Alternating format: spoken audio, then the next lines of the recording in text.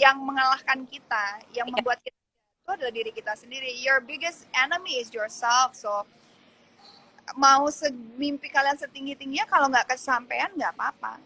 Iya, Kalau kalian mencoba. setuju. Setuju banget, Kalau Kak. kalau gagal karena mencoba, at least nggak apa-apa gue You gagal, gue learn coba. Daripada cuma ngomong doang, aku nggak bisa ini, dia ini dia itu, tapi we're not doing anything gitu, dari. ngapain? So ya. Setuju. Luna kan aku selalu dengar banyak kata-kata kayak terbentur, terbentur, terbentuk gitu kan. Jadi emang pasti di proses kita pasti akan terbentur, terbentur, pasti ada kegagalan dan segala macamnya gitu. Nah, kalau udah kan sekarang bisa ada di sini juga gara-gara proses yang panjang juga kan, kerja keras dan segala macam. Kalau kamu nanya aku terbentur, sering banget terbentur. Banyak. Nah, can you tell me what's your lowest point atau benturan apa yang masih diingat yang itu menjadi kayak oke, ini adalah pelajaran dan ini value baru yang akan selalu gue pegang.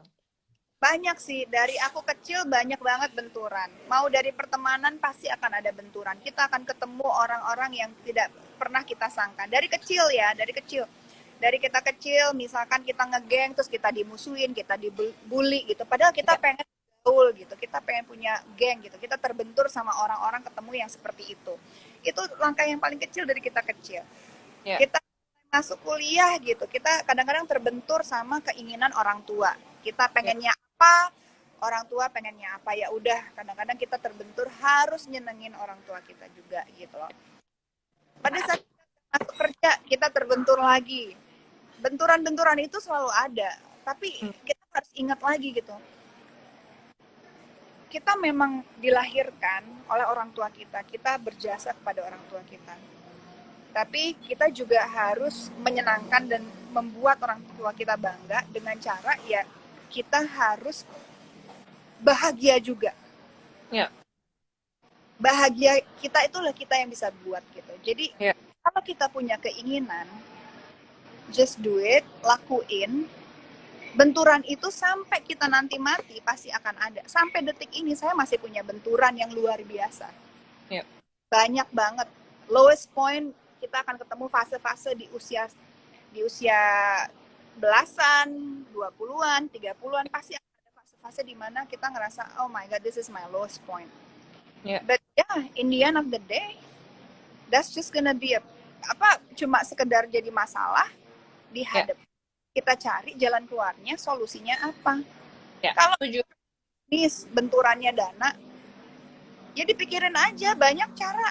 Kalau kamu Iya. punya ide yang luar biasa, cari investor, Ya. pinjam di bank gitu. Atau Ya. kamu cuma punya ide, cari orang, pitching ke orang yang benar-benar appreciate your idea dan ngerasa punya apa ya, meyakini ide kita bahwa it could work gitu. Ya. Kalau itu gitu, tinggal Setuju. membuktikan gitu. Nah, Kak, kan we know that jadi entrepreneur tuh juga banyak benturannya kan. Menjadi entrepreneur Aduh, tuh banget, prosesnya panjang banget gitu. Nah, tapi I really wanna know, Kak, apa trigger Kak Luna waktu itu, kan sekarang banyak nih, biasanya ada properti, kuliner, media. What's triggernya apa? Awal itu triggernya apa mau menjadi seorang entrepreneur? mungkin aku memang dibesarkan, papaku tuh seniman. Oke. So my dad actually the artist di keluarga. Hmm. Ibuku adalah seorang entrepreneur lah. Dia punya garment gitu dan ya garment lah gitu. So I see yang aku lihat itu adalah dua dunia yang selalu dekat dengan aku dari kecil gitu. So I love acting in the di di depan orang, senang performing apa segala macam. Tapi entah kenapa itu juga ada sisi dagangnya yang memang oh ya juga Bukannya gitu. ya? Kayak gimana nih? Kayaknya dagang enak. Karena memang dari kecil ya gitu. Jadi aku Ya. pikir, tapi aku menjadi seorang entrepreneur itu belajar, bukan yang Ya. sekolah, bukan yang pernah kerja di perusahaan apa gitu. Semua tuh learning by doing gitu. Tapi Exactly, setuju. dan itu menurut aku kita tuh lebih cepet tahu dan lebih cepat ngerti kalau kita nyemplung dan terjun. Ya. Jadi kita malu kalau kita nggak tahu. Dulu aku tuh gengsi, kayaknya udah ngerasa sok tahu aja. Orang kan biasanya gue tahu aja, sok keren aja. Tapi ternyata lama-lama, you know what? Bodoh amat deh. Gue dianggap bodoh, gue emang nggak ngerti. Tapi gue mau nanya, by the way, ini tuh artinya apa? Ini gimana? Jadi kita tuh jadi tahu gitu. Oh ini, oh ini gini. Misalkan kita ingin buat produk, oh aku mau buat produk apa? Bikin bisnis plan aja, honestly aku nggak bisa. Aku cuma ngerti yang basic, aku cuma ngerti jualan, aku ngerti ini. Tapi karena nyemplung, oh oke, oh ini cara kerjanya gini, oh ternyata perintilannya banyak ya, oh ini gini. Nggak apa-apa, aku sama sampai detik ini, sampai staff aku gitu. Kak, kita mesti gini Bu gitu. Itu apa sih artinya, aku nggak ngerti gitu loh. Oh kita harus gini. Oh gitu. Oh plus minusnya apa gitu. Tanya aja, even though sama orang bawahan kita. Kalau nggak ngerti ya nggak apa-apa. Karena kan we're learning juga gitu. It's part of our journey bahwa kalau emang kita pengen sukses, nyemplung aja, pelajari, dan kita take notes, dan kita benar-benar fokus gitu.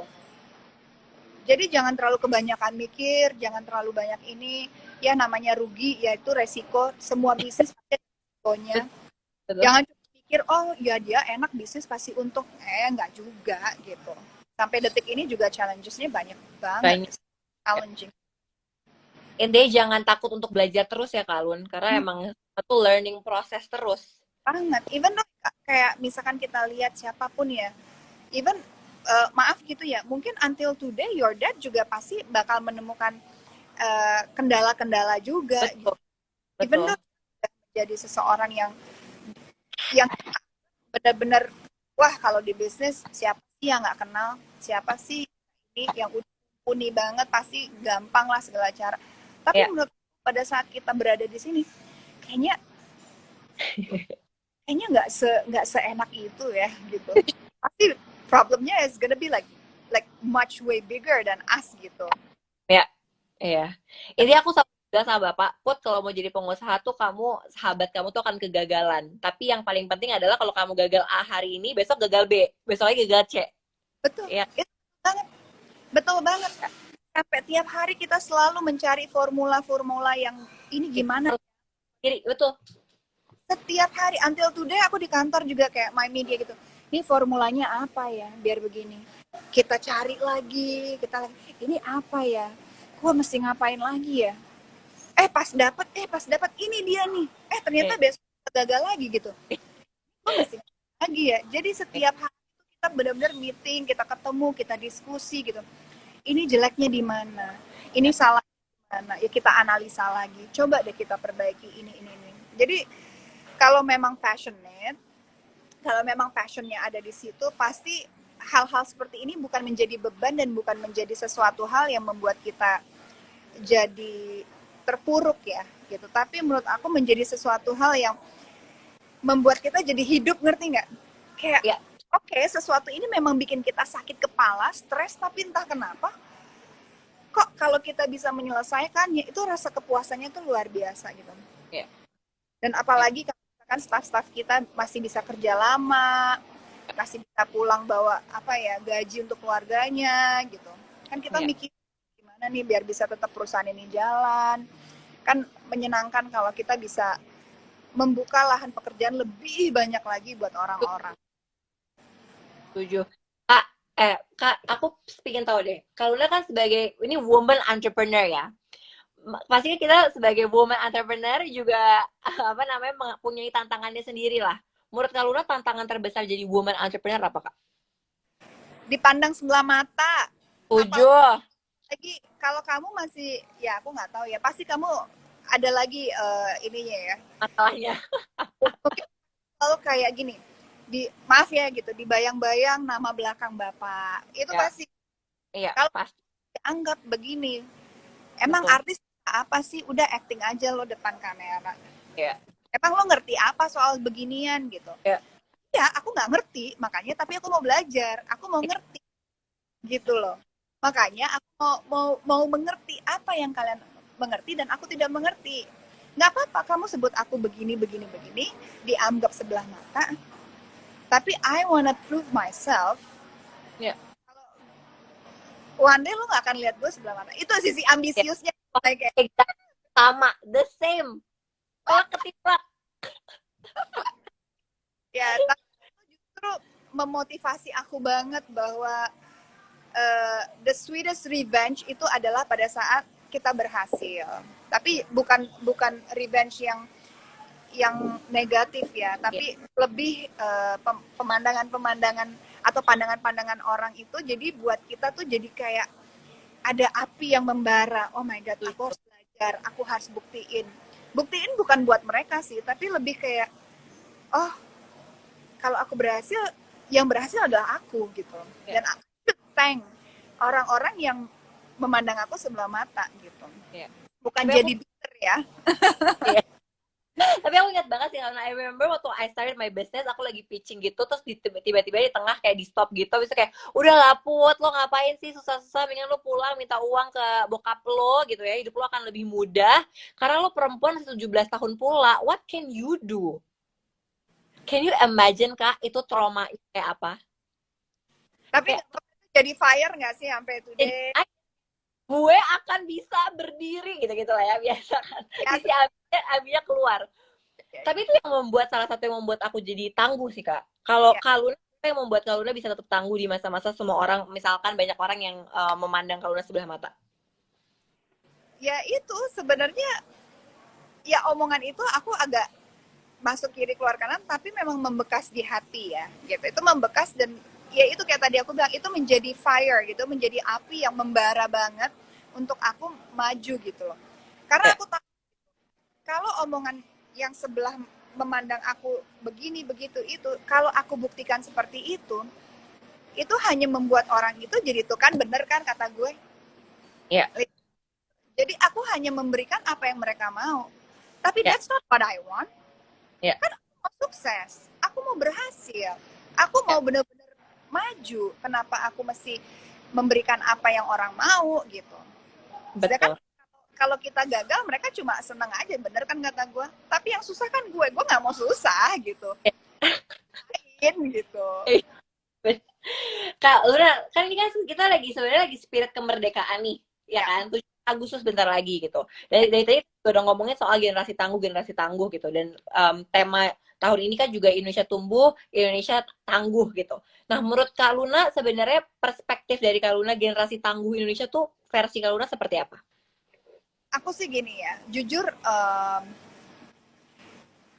aku sih berharap banyaknya anak-anak muda sekarang itu bisa beneran tangguh sesuai dengan tagline-nya tangguh. Karena aku nggak, menurut aku kamu adalah salah satu anak muda yang tangguh menurut aku, yang maju terus tanpa tidak gentar dan memang benar-benar.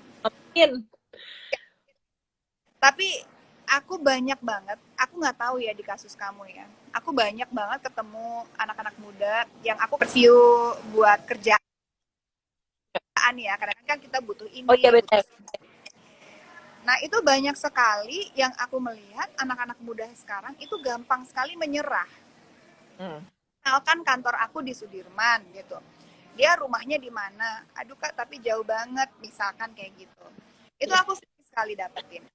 Atau misalkan gitu, iya kan aku sekolahnya udah ini, aku mau gajinya langsung gede gitu. Sebenarnya bukan kita tidak mau memberikan gaji gede gitu, bukan nggak mau, itu contoh ya, tapi semua kan ada proses, kan kita mengikuti aturan. Kalau misalnya aturan yang anak-anak baru lulus kuliah memang kebanyakan memang misalkan ada perusahaan yang bilang UMR, ada yang mungkin lebih di atas itu atau apa, semua kan ada aturan dan ada prosesnya. Betul. Sebenarnya bukan kita nggak mau kasih lebih ya, tapi kan kita juga pengen lihat spiritnya itu dengan pekerjaannya dia, dengan apa yang dia ingin capai itu bagaimana gitu. Yeah.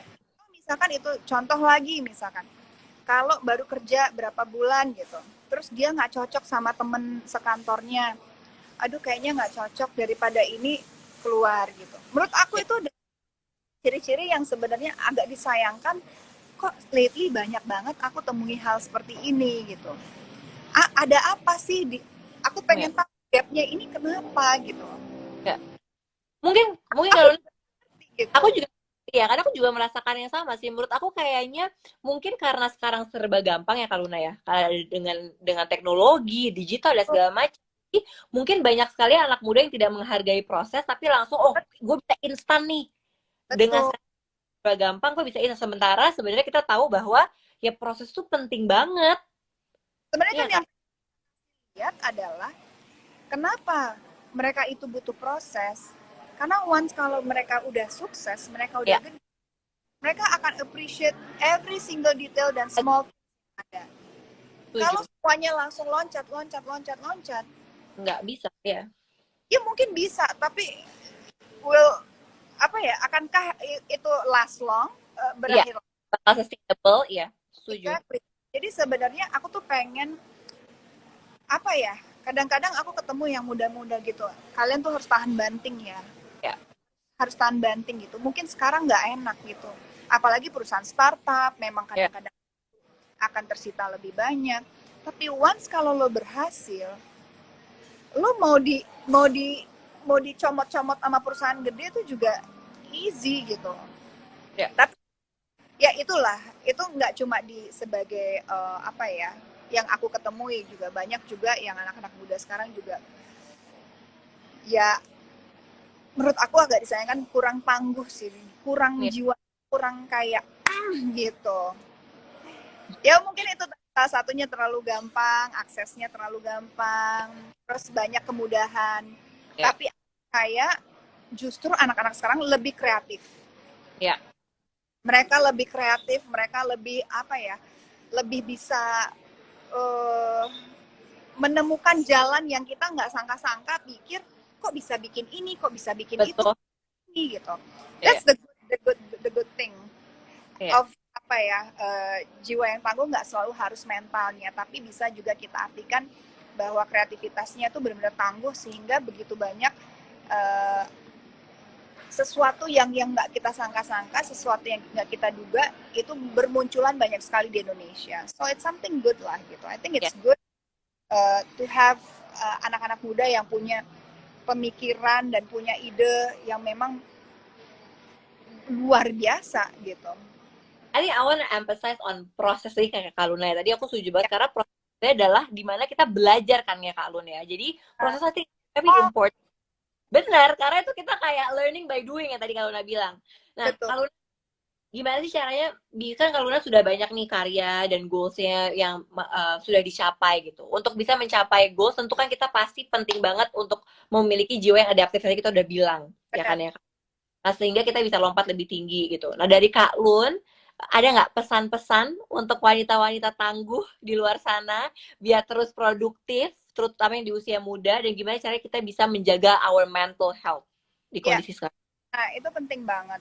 Salah satunya harus bisa konsisten dan ketahui apa yang kita sukai. Oke. Okay. We have to know ourselves. Kita harus tahu diri kita sendiri. Ya. Yeah. Apa, siapa kita? Ya. Yeah. Kita tahu gitu loh. Jadi bukan kita harus tahu siapa dia atau siapa orang lain atau siapa tetangga kita. No, you have to know yourself Yeah. gitu. And kalau kita udah tahu diri kita siapa, kapasitas kita bagaimana, kemampuan kita gimana, of course kita akan tahu kekurangan kita apa, kelebihan kita apa. Kekurangan kita accept dulu.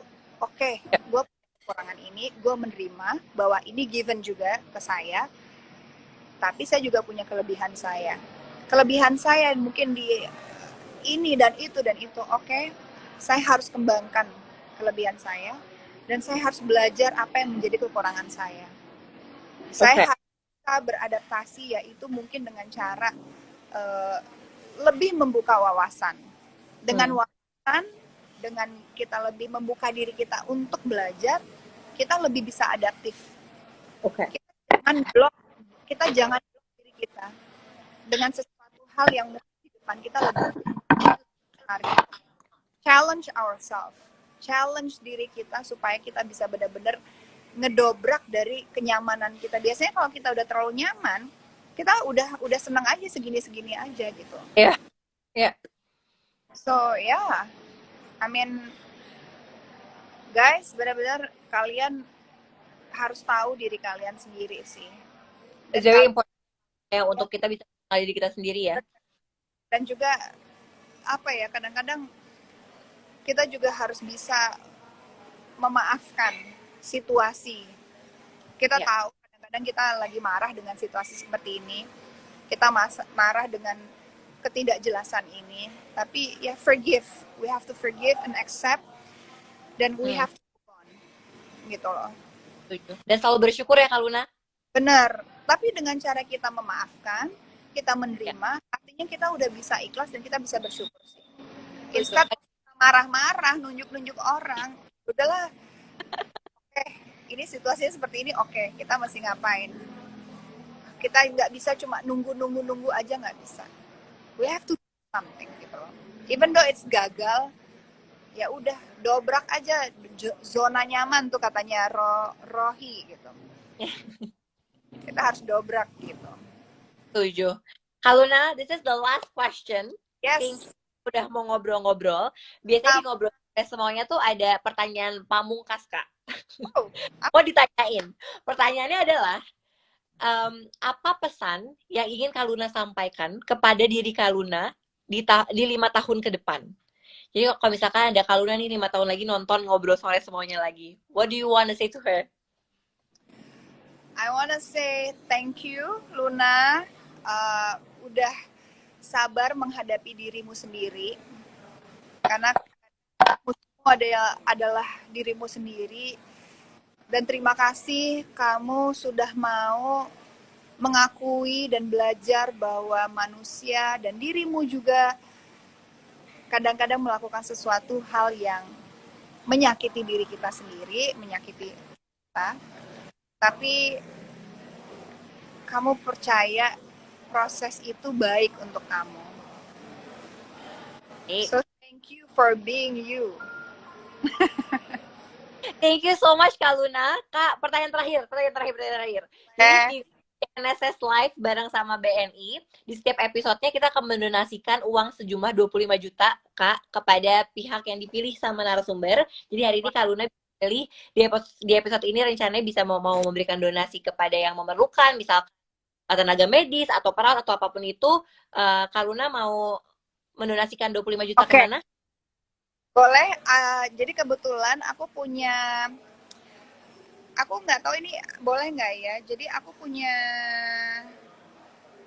kan mau ulang tahun, jadi aku pengen ngajak teman-teman untuk berdonasi. Donasi. Iya, kok jadi ini.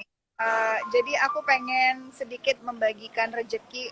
Aku nggak tahu ini, aku karena ditembak aku nggak tahu boleh apa, ke Cagar Foundation. Jadi di situ aku pengen juga membantu anak-anak autis supaya nutrisinya juga terjamin, dan juga biar mereka juga bisa di diperhatikan lah gitu. Karena mereka juga saudara-saudara kita. So I don't know if it's okay. Boleh Kak?